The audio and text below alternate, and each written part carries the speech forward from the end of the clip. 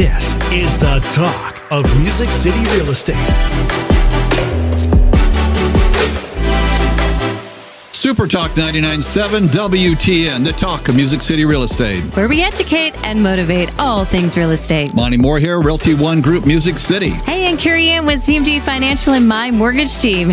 It's Sunday evening. Welcome back. Great to be here, Carey Ann. I want to remind everybody we live on these questions that you're sending in. This show is driven by all these awesome questions that are always being sent in. Thank you so much. Please send those questions to talkmusiccity.com. That's questions at talkmusiccity.com or hashtag talkmusiccity. Yes, and this also is a podcast, so please subscribe. You can pull up any of these shows anytime and listen to them at your leisure. We're on iTunes, Stitcher, Google Music Podcast, plus many other podcast platforms. And you can also watch the show on our YouTube channel and Facebook page. Simply search The Talk of Music City.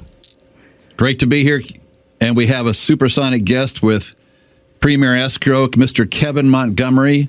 And we're going to talk today about all things related to closings and title insurance and what happens if you don't have it and all kinds of fun Maybe things. Some other things as well. Yes, one of my favorite topics that we have had so many questions about is the 1031 exchange. The mystery of the 1031 exchange. Yes. What does that mean? Yes, what does that mean and how can you use that to benefit you? Kevin, great to have you here. Let's talk about, one of the things when we have a guest, one of the things we always try to do is find out about that guest because we want the folks at home listening to better know you and understand your background and so forth. And let's hear about you. How long you been are you from this area? Let's talk about it. Well, basically, yeah, I moved here when I was in 7th grade. Wow. I grew up in the Washington, D.C. area, believe it or not. Moved here to be near family. Most of our family is from the Middle Tennessee area. So my parents moved me and my sister and brother here in the 7th grade. And I went to college here in Nashville, went to law school here in Nashville. Wow. So I consider myself a Nashvilleian. Some of the purists may not consider me a Nashvilleian since I wasn't born here, but I consider myself one and absolutely love Nashville. And man, what a great fortuitous event for me to be raised here and be in the real estate business and law business. You've seen some changes, haven't you? Have you seen any changes here in Nashville? Yeah, it's been super exciting, though. I bet in your business especially, you're getting to meet all these new folks that are coming in as you're helping them close on their homes and so forth. And I'm looking forward to getting into the details of what does it mean to have title insurance, for instance. What does it mean? What is your expertise all about around the closing table? I know that I've said for years that it's so crucial as a real estate professional. It's so crucial that closing attorney be an outstanding at his trade or her trade, because it doesn't matter how hard I work as the real estate professional. It doesn't matter how great a job Carey Ann does as the mortgage professional. If they don't have a good experience around that closing table, that's a lot of times that's what they remember and that whole experience. Yeah, I joke sometimes that my job at the closing table is just not to mess it up, because at that point, all the professionals that we worked with have done such a great job. Yeah. And if we're sitting at the closing table, then that means everything at least has gotten to a point where it's ready to go. Right. And so, but it's really important for me when folks leave the closing table that they have a good feeling, not just some utilitarian, we got the job done and now I own a house, but I want to be a fly on the wall out in the hall and hear them say, that was pretty good. I didn't know it would be that painless. That was actually pretty fun. I love having an attorney at the closing table and not just somebody talking through the documents. I think that I have to say, I don't know if I've ever seen anybody present better around that closing table than you have, Kevin. And I know you have an amazing lady behind you, Miss Kathy. But you do, and also you guys are such a great tag team. But every time I've ever done a closing with you, it's always been so well orchestrated and made me look like a hero. So thank you for all those. Well, we do our best, obviously. But, a little bit about my background, I think it might be helpful for your listeners, and as they kind of figure out whether this guy you got as a guest here today actually knows what he's talking about. Yeah. So because I think our life experiences play a huge role in how well we do our job professionally. Absolutely. I've been very blessed and fortunate in my life. I had a great family that I got to grow up in and great educational opportunities and things like that. So I don't take that for granted. But I've been married 30 years to a wonderful wife, Trina. She's a nurse. She stayed at home with raised our 4 boys for a few years and took a hiatus, but she's back nursing again. And I have 4 adult children now. My oldest son is special needs. He has autism, and he lives with us and is doing great. And I have a son that's in medical school. I have a son that's halfway through college and thinking about going to law school and working with me. Amazing. And then my youngest son just graduated high school, and he's starting college as well. And I think he's probably going to follow in my footsteps too. So I've got a lot of work to do, and I got a lot of momentum to keep going to take care of the guys. I remember when you used to talk about these guys being teenagers and how many bags of groceries it took them a week to feed these. I'm not sure about the bags of groceries, but we did talk about the dollars a lot, didn't we? Yeah, we did. Yeah, we did. Well, so anyway, my wife and I, we were mid-20s. We got married, and I worked in the commercial real estate world for a while. Okay. I was a leasing agent for a commercial real estate company, and then I flipped houses as an investor with somebody that's really well known now across the world, giving financial advice. But he and I split ways. I went to law school, and he started writing books and doing radio shows. But I was really fortunate that I was mentored when I finished law school. I went to the night school here in town, which is a fantastic law school to go to because you can work, have a family. While you go to law school at night, it takes a little longer, and it's a little harder in the gut maybe to get through it. But I was 28 when I started. I was 32 when I finished, and had the great blessing of being mentored by a man that I went to church with who is in the title business. Okay. So that's how I got my start. And then after a year or two, started meeting people, trying to do a good job. And I think one of our mutual contacts, which had a lot of confidence in my ability to do a good job, and my company kind of was a springboard to the momentum that vaulted our company into kind of the next echelon. And that was probably 20 years ago or so. And we've been rocking and rolling ever since. So what areas do you practice in primarily? Well, my first love is real estate, all things real estate related, if you will. Title work, of course, a lot of what we're going to talk about, mainly what we're going to talk about today. Yeah. But that includes doing the closings, helping people when they're closing on their purchase loans or when they're selling their house, helping people with deeds when they're transferring the title. It may have nothing to do with the closing, but it's transferring title through a deed of some sort, and we can talk a little bit about that too, because that's pretty interesting, and some things there your listeners might need to know. I particularly also represent a lot of builders and investors that are building the infill properties in Nashville. So I have some pretty good expertise in that world. It's called HPRs, or horizontal property regimes. So I have a large practice doing that. And then we also do wills, prepare wills, do estate planning, trust, and probate, and that kind of work as well. But we don't do any landlord and tenant, don't do any type of disputes, basically, or anything that requires litigation. And so we have folks that we have relationships with that we bring in for that. So I guess the question maybe some of our listeners have is are you required to use a title company, and is an attorney required to be part of a title company with every transaction? That is really good question. Yeah. Actually, because, across the United States, each market and each state is different. Okay. In terms of the rules and laws, et cetera.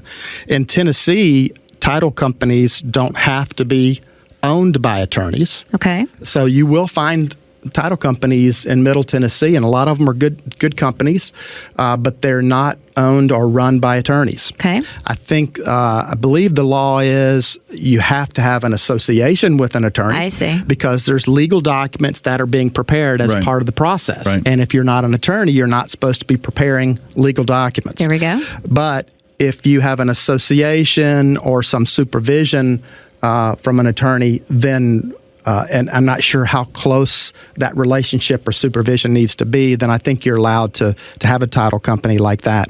And like I said, there's a fair amount of those. But I think what distinguishes us is we and a few other title companies in town. It's not just us, but we're one of a more limited number that are owned by attorneys. Okay. That are run by attorneys and only have attorneys in the closing room. Wow. In a transaction. Wow. And our company policy is if you're paying a closing fee or an attorney fee at the closing table, you need to have an attorney in the room. Because what happens is, and you know this, and Monte, you know this, in the middle of a closing, there's no way to get through a closing without having questions being asked by the client in there that's legal in nature. Right. Right. And unless you're an attorney, you're not supposed to answer those questions, or you're practicing law. Sure. So we take that real serious. And other than just emergency situations, or unless we were to have a change in our policy, then that's our policy. And I think that's... Yeah, that's it. That's a great policy to have. And I think that's really important because, there's so many questions that come up, now with the documents. It used to be back in the day, we won't age ourselves, but it used to be that you needed ink signatures on all of the pre-application documents. So I would sit down with a customer with 30 pages, to have them all signed, and we would go over those. Well, now everything's e-signed, so it's all emailed over to you, and you just have to click some buttons, and we assume that they're reading them and going over them. With now being present and sitting down and going over the documents, you're slowing down, and really going in depth with those, which I would assume, triggers a lot more questions maybe at the end than they're at the beginning. But really excited to have Kevin Montgomery here with Premier Escrow. We're going to be talking all things title, 1031 exchanges, lots of great things about to happen here. You've been listening to the Talk of Music City Real Estate. Super Talk 99.7 WTN, the Talk of Music City Real Estate. Where we educate and motivate all things real estate. Monte Mohr here with Realty One Group Music City. Hey, and Carey Ann with CMG Financial and my mortgage team. I love this topic, Carey Ann, because again, it's so important as a real estate professional to have a good closing attorney, a good closing office that can handle that final work to make the customer feel like, oh, I was well taken care of. Right. I mean, I think a lot of people forget it takes a village to close one transaction, and really having so many people on your side. It's kind of like your tribe, people that are really helping you to that finish line. It takes so many. And, Kevin, you and I've had the pleasure of working now for so many years. And, I always say we're only as good as the great people we hire behind the scenes. And you've got one of the best, I think. She wakes up as early as I do. And it's great that we can get a lot done. So a shout out to Kathy, yes, love you, Kathy. In your office. But it takes somebody. There's a lot of paperwork when it comes to, closing a purchase transaction, and then add a mortgage on top of it. There's even more paperwork, and what we put you through, from, ordering the title work, and we'll talk about, is that required on, is title required on every transaction? We'll talk about that here in a little bit. And then having that search, we'll talk about what that really means, what you're looking for, what are you going to find out there? We'll talk about that a little bit, and then moving towards you finalizing that closing disclosure, right? And maybe there's a different term too. Monte, what's the term when it comes to just the seller side? Is it same closing disclosure on both sides? Okay. Seller's closing disclosure. Seller's closing disclosure. Yeah. So there's a lot that you go through, which means, that all those numbers have to be double checked and put in place correctly. So thank you again, Kevin, for being here with us tonight. My pleasure. Yeah. So Kevin and Carey Ann and I talk about the numbers of transactions, or number of families really that we've helped over the years. Do you have an idea of how many families you've actually helped on closing their properties? Well, I could probably go back and definitively tell you within a few hundred maybe, but a really good estimate would be probably around 30,000, north of 30,000 closings, because we've been in business 30 years. Okay. I've been involved with the company 25 and been an owner probably for the last 20 or so, but the company did have a history before me, and we have averaged at least 1,000 closings a year. During the boom, some of those years we did significantly more than that. So I would say that's a pretty good estimate, around 30,000 families closings. that you've worked with. That's Right. Well, you ought to be good at it then. It might be more than that because a lot of the times the closings involve both sides. And so let's bump it up maybe maybe 40,000. It's a bunch. Yeah. Enough that you know what you're doing. Well, I'd like to think so. And if not by now, I don't know if there's any hope. So, in addition to a great experience, what makes a great closing office and attorney? Well, I mean, I think having super competent staff, Right. obviously, Love is your it. beginning point. Right. I mean, all That the we time, trust, trusted staff too. Right. Which is right. great. We all there's a couple different software programs out there that we use in our industry, but software's no good if you don't have experienced people behind there understanding and looking for nuances and things like that. So really, when you're using a closing company, a title company, you really want a company that has your heavy lifters, your back end people that have years of experience in the business. Sure.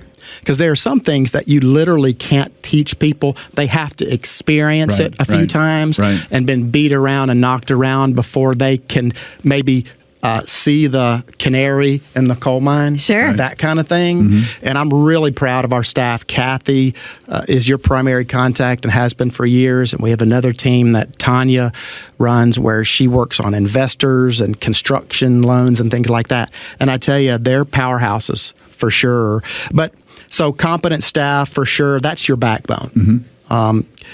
Really a deep understanding of what we do, not just the real estate transaction only. You have to understand estates, probate, where do wills come into play, things like that, because a lot of transactions involve a death of a party and the transfer of real estate because of that. And that can really create a lot of problems. Right, yeah. And our office has really deep experience in those areas because my partner, Greg Hardiman, and I also practice in those areas. So, we have a fair amount of work that we do in that arena outside of our title work. So we have a pretty good depth of knowledge there. But high level of customer service. You've got to have a high level of customer service. And I don't think you ever reach the level of customer service that you want. Sure, right. But you strive for that. And some closings we do better than others, but that's certainly something that we care a lot about. Well, purchasing a home or selling a home, and if you've been listening over the last few weeks, I've experienced it, but it's a very stressful process, and teaming up with people that really work hard to take the frustration out of that and just make you less overwhelmed and be there to help answer all the questions, because there are so many questions. What's so easy for us, and it's our lingos, to the average Joe, it doesn't sometimes make sense. And that's exactly why we created this, program here to help, answer those. But you guys do a great job. I'm a big believer in slowing down to speed up, slowing down to really understand, exactly what you're signing. This is the biggest commitment a lot of people are going to have for sure. As we kind of wrap up, in my opinion, what is the most important thing for a good closing attorney or closing office? I think it's a good segue with that because even though you need competence, experience, and all those kind of things, you need a sense of empathy and a sense of caring, I think. Sure. And I love that because that's more what I'm about than being Mr. Precise necessarily. I've got staff that does that, and that's what they're made of. Right. I'm a big picture relationship guy, and so I found literally if God had said, created a job, I have that job for my skill set and for what I want to get out of life and how I give back to people. That's a pretty big statement there. And it is, and I tell my sons that, and I think that's one of the reasons why they're intrigued about kind of doing what I do because, man, there are worse things than what I do. It's not always perfect. You could be a real estate agent. Well, I could, But like I said before, my goal is when your clients leave my closing room, or a lot of times I go to your office and I close in your conference room, or in Carey Ann's office. We've done that a few times. I really want them to know what they signed. I really think it's a shame if they don't understand what they have just signed. An attorney has just slid stuff in front of them and said, sign here, sign here, sign here. Now, they need to know their payment. They need to know their interest rate, those kind of things. But really, they need to understand what they've done. And they need to feel like what we did the last 20 to 45 minutes was just visit, go over things, talk about things, buy a house, sell a house, know that they can relax. And a lot of times I tell people when they come in, if they're nervous, I can say, it's okay. We can relax. Let's take a breath. Sure, yeah. We're going to start slow. We're going to pick up some momentum. Let me know if you have any questions, but we'll work through it, and you can just see I love it how you mirror the need at the moment. Right. Where your first-time home buyers are really going to need a little bit more than the person that has purchased and sold multiple houses. If I'm sitting down with him, I just, where did I sign? Gets to an easy breezy. Yeah, I don't mind those either. But, sometimes folks have done it so many times. As you try to explain and you slide documents to them, they're grabbing the documents from your hand. They don't want any explanation. Right. So the cue is talk less. Let's get them out of here. Right. But a lot of folks will look at the documents and just stare at them because they're scared. They want a better explanation. They want to feel like they know what's going on. Right. Absolutely. Hey, so we're going to take a short break, but when we come back, we're going to be talking about what is title insurance and why is it important for you as a homeowner to have. Thank you for listening. The Talk of Music City Real Estate. Super Talk 99.7 WTN, the Talk of Music City Real Estate. Where we educate and motivate all things real estate. Monte Mohr here with Realty One Group Music City. Hey, and Carey Ann with CMG Financial and my mortgage team. Talking all things title insurance today with Mr. Kevin Montgomery of Premier Escrow. Yes, so Kevin, what is title insurance? Okay, so title insurance can be a pretty dry topic, if you really want to get to it. But we start off every closing, and when folks are buying, and the very first thing is I show them something that has to do with title insurance. I show them the title commitment, which is our document that we give to the buyer that says you can have peace of mind when you buy this property. Because we've done a bunch of research. We've looked in the office of the county where that property is located, and we've researched all the records that affect this property or your seller. And we've made sure that when you put your down payment down, when you borrow your money, or if you pay cash, the assumption that you're getting good title to the property that's nice and clean, clear, that assumption is actually correct. Very nice. Because it's not an assumption that you should make. Right. Okay. So, but title insurance is a tangible piece of paper that is our commitment. We're going to issue title insurance.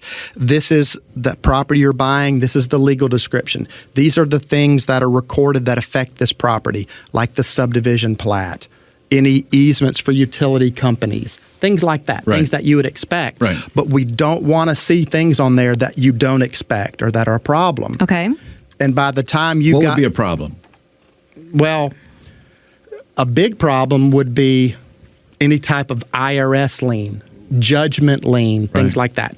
A lot of folks don't realize that sometimes it's not just the real estate itself that can have a problem associated with it. It's the seller of the property.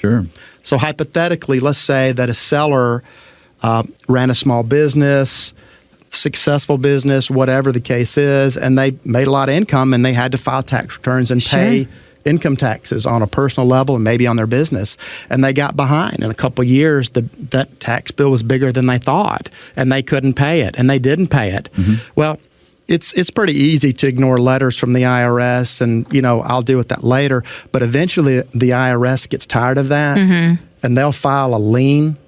Now, they're not filing a lien on that property. They're filing a lien against that person, but they register it in the Register of Deeds, which is all things real estate recording office. So that IRS lien now becomes an encumbrance or a lien on that property, just like the mortgage the sellers had. Or, so on that example there, so somebody could come along and say, Kevin, I'd like to buy your house. I'm going to pay cash, so I don't feel like I need, because I've lived next to you all these years, or I know your family or whatever, and think that, and no, this is probably not a good example because I know you wouldn't do this, but let's say that you're buying somebody that you knew and that you felt comfortable with them, and you're paying cash, and then when you decide to sell it because you didn't have any reason at that point to have gotten that title review, apparently, if you didn't get it before you bought it, and you inherit whatever liens against there, right? You sure do. And in that scenario, that's a nightmare. Oh, Monty. I can imagine. Mm-hmm. And well, see, I almost had that happen last month where I had a listing for sale in West Nashville, and the people are paying cash. Initially, they didn't care about title insurance, and it turned out my client had a tax lien against her.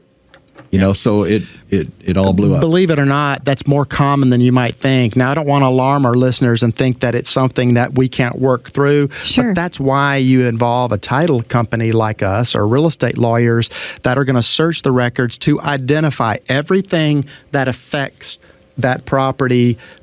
So we know that the seller, when they sign a deed, and they hand that deed over to you as the buyer, and they pay their money, their down payment, and they get their loan or whatever, that when that deed is recorded in that buyer's name, that they can rest easy. I always like to tell people, look, if you can, this piece of paper means as long as you can make your mortgage payment and pay your utilities, and I used to say your cable, but a lot of people don't even have cable anymore.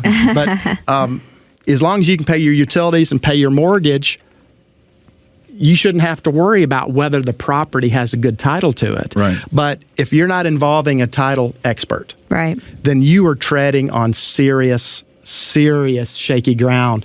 And although the title claims in our industry are minuscule, I mean, they're less than 0.1%. The reason why is because all of the problems are ferreted out through the process we go through to give clear title. Mm-hmm. And even then, a small percentage of 1% are going to have title claims associated with them because people are human beings. Oh, sure. You miss things, et cetera. But I will tell you guys, on a closing, on the average in Nashville, I would say it's a statistically significant number of closings that would have a title issue that needs to be cleared.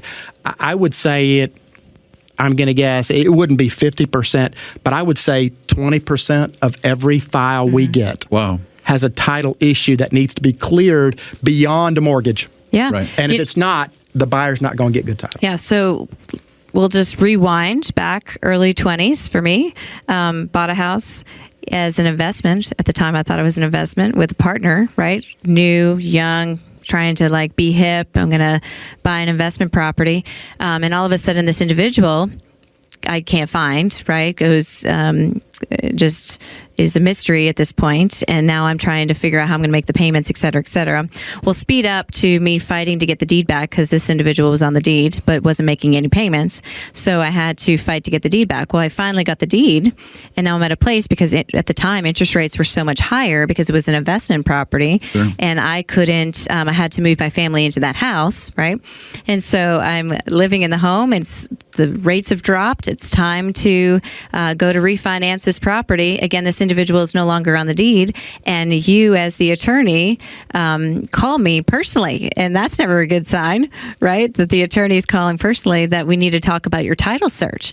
And guess what was on that title search?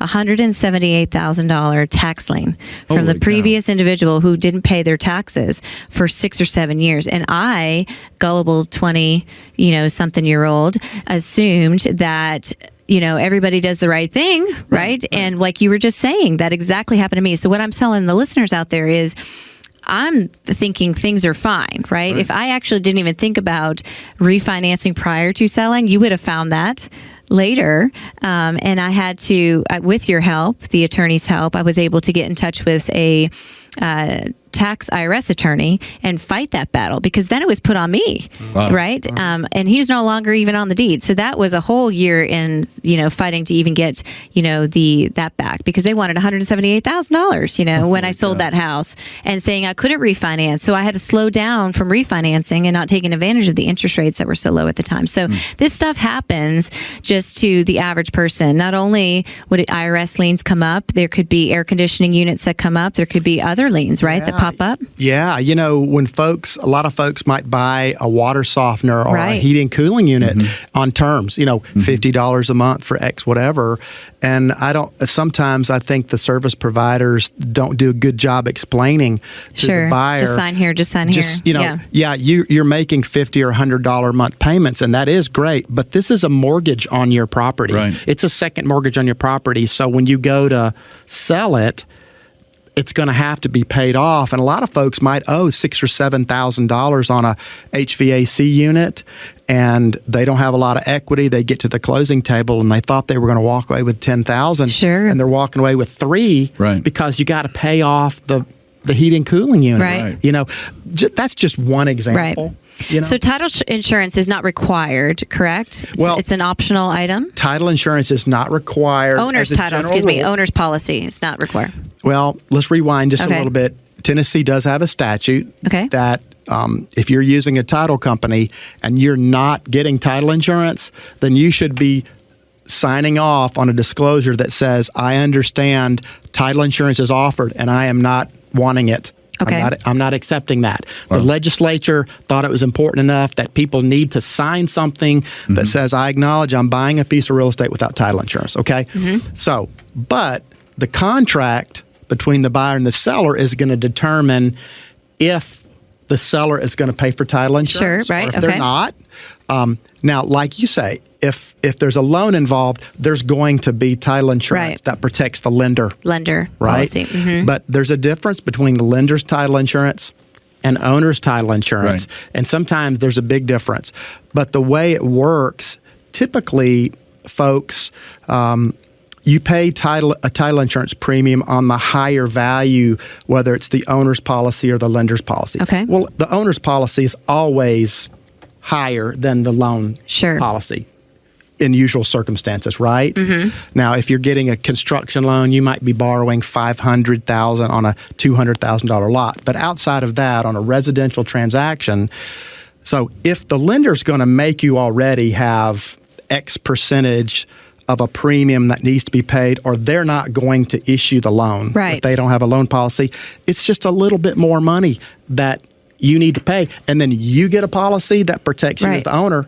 And the protection is so worth it, And again, what are you protecting? Those liens that pop up at the end, right? After you buy that house. Right. Well, actually, the liens, what that protects is the liens that were on the property when you bought it. Okay. So anything that you do as the owner, then that's on you. But what if the seller, another lien pops up from that seller? That's protected. That's correct. Right. So anything from the previous seller is protected on that. Good stuff. This is so Good good. Good stuff here. Hey, so we're going to take a quick break, but when we come back, we're going to be talking all things 1031 exchange. You've been listening to the Talk of Music City Real Estate.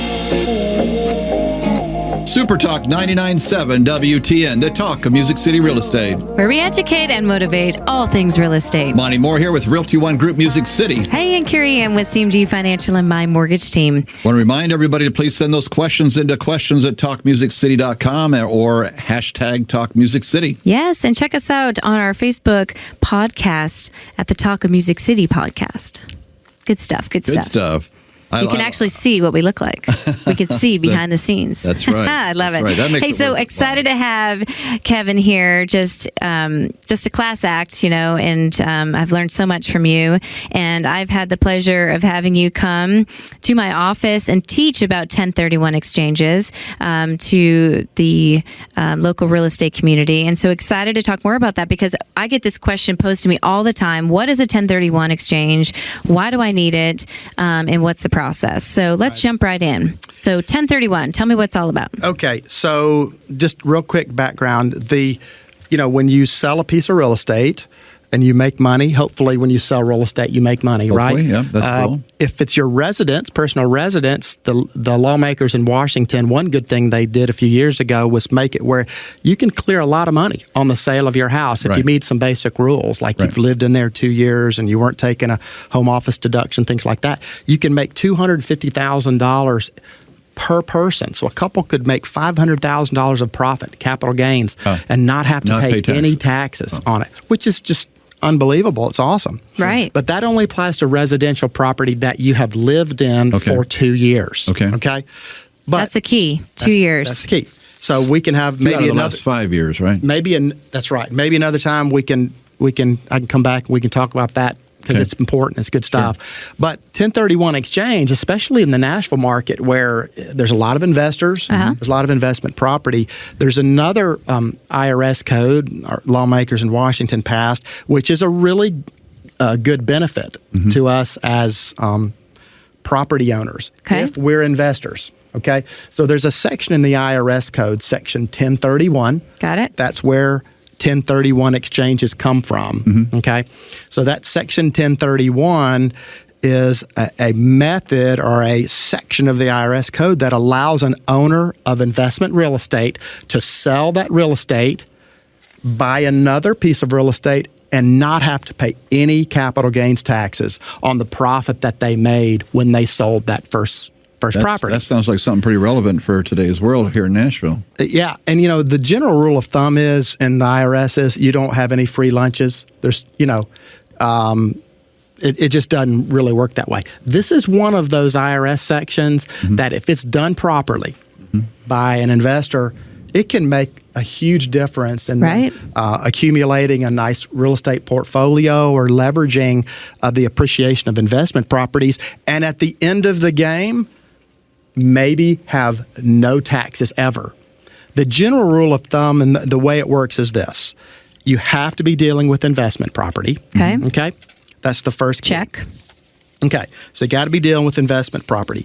If you want to think of it rather than a 1031 exchange, let's think of it as a 1031 rollover. Okay. Because that's a better a good word. Visual imagery there. So you have a piece of property, you've got some good profit, but you're ready to buy something else, to replace it with something else. So what you do is you put that property under contract to sell it, okay?